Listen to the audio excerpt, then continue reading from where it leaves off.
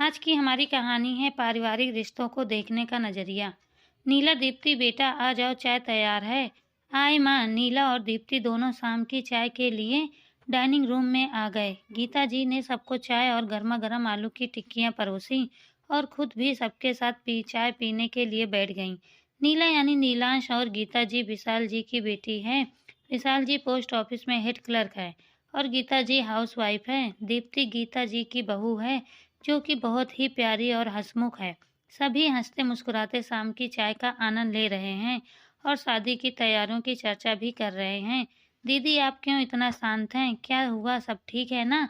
हाँ छोटी, सब ठीक है। ये निशा जी हैं, गीता जी की बड़ी बहन, जो गीता जी के घर आई हैं क्योंकि नीला की शादी की तारीख आज से 15 दिन बाद है और गीता और विशाल जी के बहुत आग्रह करने पर वह शादी से 15-20 दिन पहले ही आ गई। दीदी, पूजा का सारा सामान और प्रसाद आप अपनी निगरानी में करवाइएगा, क्योंकि आपको तो पता है निखिल की शादी में क्या हुआ था। विशाल जी बोले, हाँ दीदी, मुझे तो कुछ पता नहीं था। घर में पहली शादी और आप भी निखिल की शादी में अपनी बड़ी बहू की डिलीवरी की वजह से नहीं आ पाई थी। और रिश्तेदारों को तो आप जानती हैं, 100 काम अच्छे हों तो तारीफ नहीं करेंगे, लेकिन एक काम जरा सा खराब हो जाए तो राई का पहाड़ बना देते हैं। गीता जी ने कहा, अरे छोटी, तू चिंता मत कर, मैं आ गई हूँ, सब संभाल लूंगी। निशा जी ने तसल्ली देते हुए कहा, नीला, दीप्ति बेटा, कल पापा ने ऑफिस से छुट्टी ले ली है। आप लोग कल उनके साथ जाकर ज्वेलरी की शॉपिंग कर लेना।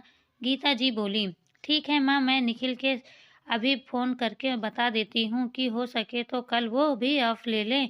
साथ साथ में चलेंगे तो बाकी की शॉपिंग भी हो जाएगी।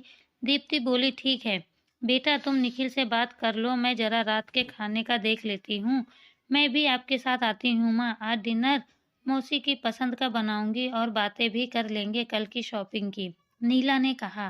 गीता जी और नीला दोनों किचन में चली गईं। दीप्ति भी चाय का बर्तन समेट अपने रूम में चली गई निखिल से बात करने। विशाल जी और निशा जी बातों में व्यस्त हो गए। दूसरे दिन विशाल जी और निखिल ने छुट्टी ले रखी थी। सब आराम से चाय नाश्ता कर रहे थे, लेकिन दीप्ति के तो हाथों में तो जैसे मशीन लगी हो, जल्दी जल्दी सारा काम खत्म कर लो, नहीं तो अभी निखिल और पापा जी का शोर शुरू हो जाएगा। जल्दी चलो, तो तैयार होने का भी मौका नहीं मिलेगा। दीप्ति बेटा, ये क्या कर रही हो? ये सब मैं कर लूंगी, तुम जाकर तैयार हो जाओ, गीता जी बोली।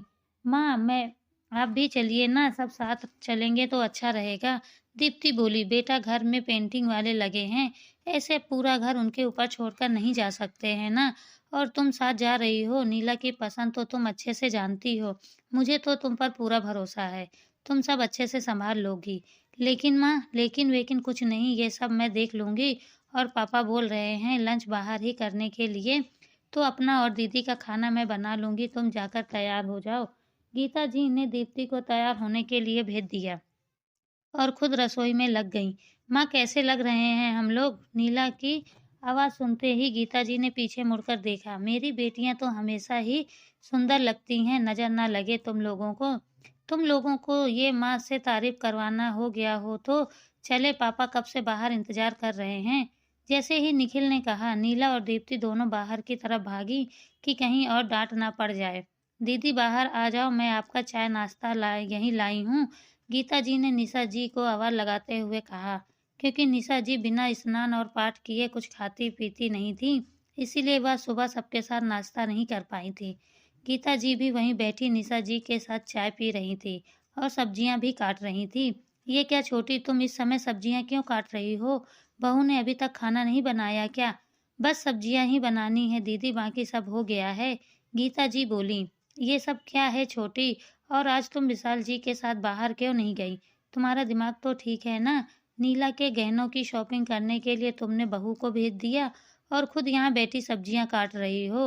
हल्के और बेकार गहने पसंद कर ली आई बहू ने तो ससुराल वालों के सामने नीला की क्या इज्जत रह जाएगी। सब कहेंगे एक ही बेटी थी, उसमें भी इस तरह के गहने दिए, और ये किस तरह के कपड़े पहनती है बहू, ना साड़ी ना सर पे पल्ला, सबके साथ जब देखो हंसी मजाक, सास ससुर के सामने कैसे रहती है, इसका भी ढंग नहीं है। और तू क्यों हमेशा उसके साथ काम में लगी रहती है? सास है उसकी, कोई बाई नहीं। इतने दिनों तक तो किया ना, अब तू बहू आ गई है तो आराम कर। गीता जी निशा जी की बात सुनकर मुस्कुराए जा रही थी और अपने काम में मग्न थी। ये क्या छोटी, मैं तुमसे कुछ कह रही हूँ और तू है कि मेरी बात सुनने की जगह ये सब्जियां काटने में लगी है। छोड़ ये सब, मेरा तो गुस्सा से सर फटा जा रहा है। दीदी क्यों बेकार में गुस्सा कर रही हो? दीप्ति तो मुझसे चलने के लिए कह रही थी, लेकिन मैंने ही उसे भेज दिया। नीला और दीप्ति दोनों ही आपस में बहुत अच्छी बनती है। साथ रहेंगी तो नीला को अपनी चीज़ें लेने में आसानी हो जाएगी और दीप्ति की पसंद बहुत अच्छे से है। उस अपने देखा हो नहीं, नीला का लहंगा कितना सुंदर पसंद किया है उसने। दीप्ति अभी प्रतियोगिता की परीक्षाओं की तैयारी कर रही है। उसे भी पढ़ाई करने के लिए समय की ज़रूरत होती है। इसलिए मैं भी उसके साथ कामों में लगी रहती हूँ कि जल्दी से सब काम खत्म हो जाए और बच्ची को पढ़ाई के लिए समय मिल सके। और हंसना बोलना तो अच्छी बात है दीदी, उससे हम एक दूसरे को समझ सकते हैं, उसकी पसंद नापसंद जान सकते हैं। रही बात कपड़े और संस्कार की, तो ये किस किताब में लिखा है कि साड़ी पहनने और घूंघट करने से बहू संस्कारी होती है? उसने साड़ी की जगह सलवार कुर्ता या जीन्स पहन लिया तो उसके संस्कार खत्म हो जाते हैं। मेरे लिए तो जैसे नीला और निखिल वैसे ही दीप्ति, जिसे पूरे समाज और भगवान के सामने अपनी बच्ची मानकर घर लाए, उसके साथ ऐसा व्यवहार क्यों? बस इसलिए कि नीला और निखिल के जन्म पर मुझे दर्द से गुजरना पड़ा और दीप्ति के लिए मुझे दर्द नहीं हुआ। ये तो गलत है दीदी।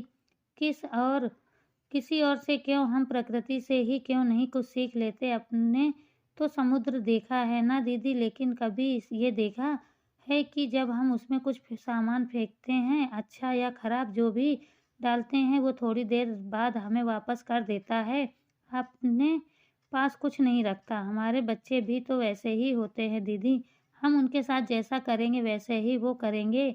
ये मेरा अपना नज़रिया है दीदी। शायद तू सही कह रही है छोटी, मैं भी दुनिया की उस अंधेपन में शामिल हो गई थी जिसकी आंखें रहते हुए भी कुछ दिखाई नहीं देता। अब मैं भी अपने नज़रिए और व्यवहार बदलने की कोशिश करूँगी ताकि मेरी बहू के अंदर मेरे लिए डर और गुस्सा नहीं बल्कि प्यार हो। धन्यवाद छोटी, मुझे दुनिया को एक नए नज़रिए से दिखाने के लिए। और फिर निशा जी ने गीता को गले लगा लिया। नज़रिया बदलने से हो सकता है हमारा समाज बदल जाए। आपकी क्या राय है इस नए नज़रिए के बारे में? वीडियो अच्छी लगे तो लाइक शेयर सब्सक्राइब ज़रूर करें।